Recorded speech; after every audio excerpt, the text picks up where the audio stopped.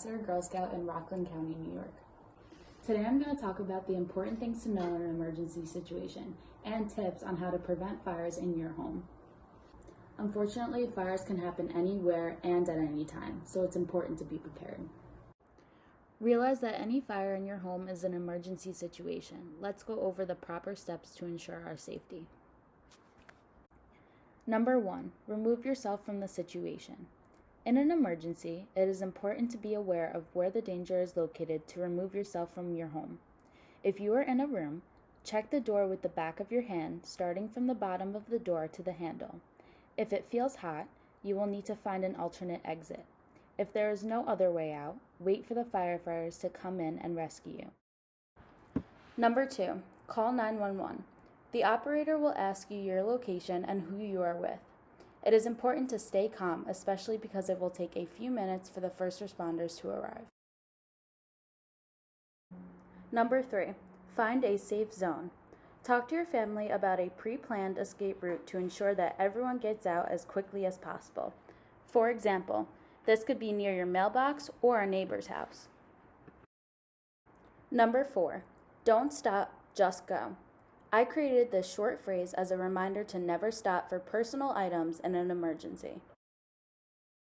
Now let's go over some possible dangers in your home. Number 1, unattended candles. Candles should be lit on a flat surface away from flammable objects such as wood, cloth, or towels. Also make sure that before you leave your home or go to bed, that the candle is blown out. Candle fires cause nearly 15,000 house fires a year.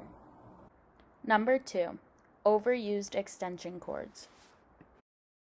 This can be a major fire risk, especially if each socket is being used at one time. Number 3, cooking. It is important to keep flammable objects away from your stove or toaster. Number 4, frayed wires. Frayed wires can be hazardous, even if they're not being used. Electric shocks are serious, which is why you want to make sure the wires have coverage. The first line of defense in an emergency starts with the smoke detector. You should have one on every floor and every room in your home. Smoke detectors let off a loud beeping sound, which is why you want to get out and stay out. Now, if you feel comfortable handling a small fire, such as one in your kitchen, a fire extinguisher can be used. Instructions are always printed on the back of the device, but we'll go over those now. First, you will need to pull the pin located at the top of the extinguisher.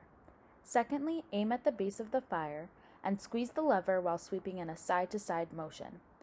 This is also known as pass, for pull, aim, squeeze, and sweep.